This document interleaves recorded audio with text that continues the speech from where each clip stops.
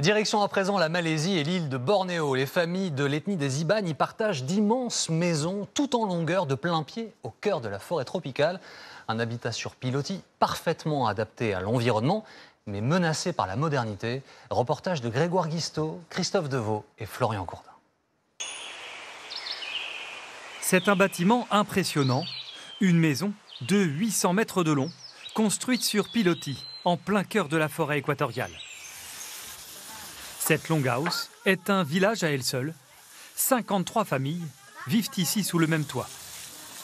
Ce jour-là, des femmes nettoient les lames de bois qui serviront à réparer la gigantesque terrasse. Pour nous, c'est essentiel de faire les travaux d'entretien. Si Rebecca, la doyenne de la maison, est aussi exigeante, c'est parce qu'au même instant, à Bintulu, sa petite fille Laura est en route. Je rentre à la Longhouse pour les festivités, la fête nationale, le Nouvel An chinois et puis Noël. Avant de rejoindre la longue maison familiale, Laura fait une pause obligatoire sur le petit marché. Il y a de la famille, des amis. Comme c'est un petit village, tout le monde se connaît.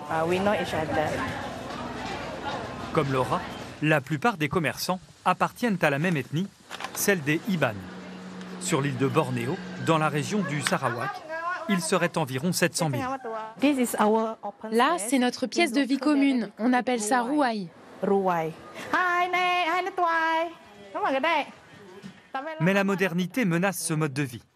Les écrans sont déjà entre les mains des plus jeunes. Au numéro 35, Bato et son épouse, Rini, ont vu le progrès s'inviter chez eux en 40 ans de mariage. Ici, l'électricité n'est apparue qu'en 1997. On a de quoi faire tourner les ventilateurs. Et puis on a ça. Comment ça s'appelle déjà? Du gaz. Dans cette maison sur pilotis, perchée à 2 mètres au-dessus du sol, pas de tout à l'égout. L'eau rejoint directement la rivière Kemena, où, paraît-il, les crocodiles pullulent. Bato et sa femme ont 2 enfants et de nombreux petits-enfants, mais ils les voient de plus en plus rarement. Notre famille, on est environ une vingtaine en tout. Ils viennent parfois de Miri, de Bintulu, de Kuching. J'aime bien quand ils viennent. On se retrouve, on trinque ensemble, on boit du touac.